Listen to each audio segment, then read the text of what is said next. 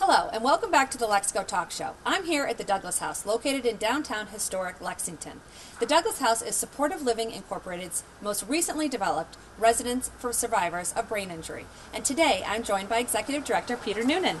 Peter, thank you for joining us on the show. Thank you very much for coming. Well, and it's a beautiful fall day here in Lexington. It is. And we are here at the Douglas House, and I thought maybe we could start off with you sharing with viewers about the Douglas House. Sure. Douglas House building, as you can see, we purchased in 2004. It was the Lexington Press. Over a 3 to 4 year period, we went through all the different requirements in town to develop affordable housing for disabled people while also maintaining all the historic value to the building. We actually did comply with federal, state, local, and it's been placed on the National Register of Historic Places. 5 years ago, we opened up. So actually this October, we're celebrating our 5th anniversary. And the Douglas House has become part of the neighborhood and part of the town. It's been wonderful. And how many residents live here? There are 15 residents living here. Each has their own small apartment, and there are a number of communal areas as well for dining, for socializing. Okay. Well, why don't we take a tour inside Great. and learn about all the wonderful services that you offer to the residents? Very good.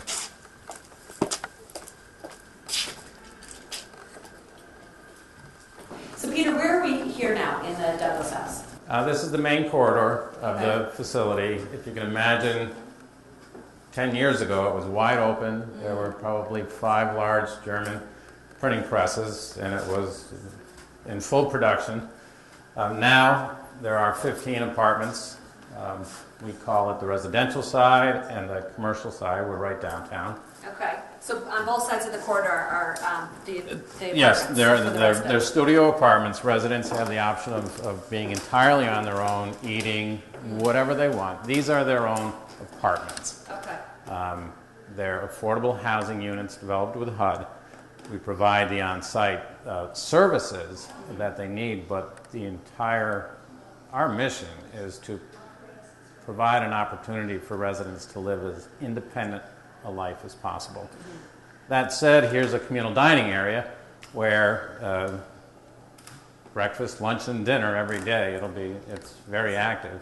So why don't you talk a little bit about some of the other services that you do offer the residents? Sure. You have 24-hour care, right? Well, yes.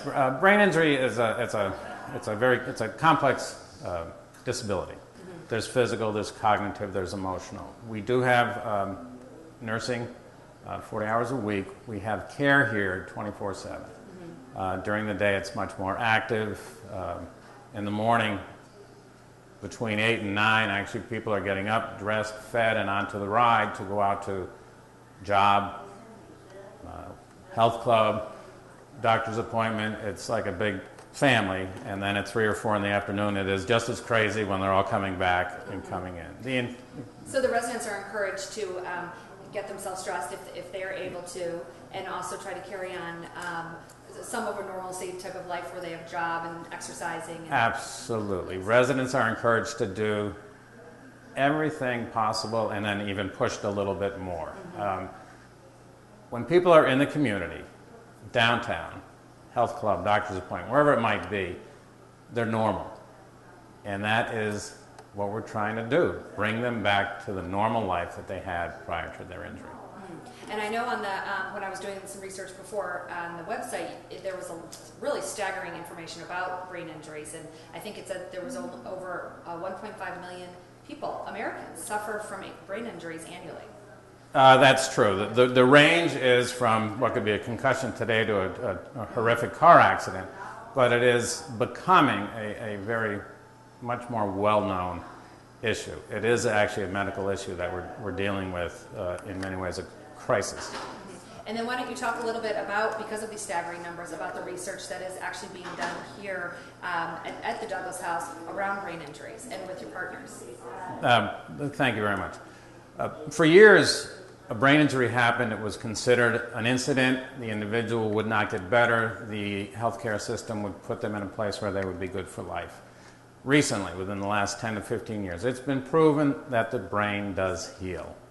You're seeing more and more information on it, but what's called plasticity is the brain's ability to actually recuperate in every area. if it's physical functionality of an arm, cognitive, memory, social. Unfortunately, there's no insurances that cover that. So the first thing that we need to do is prove it.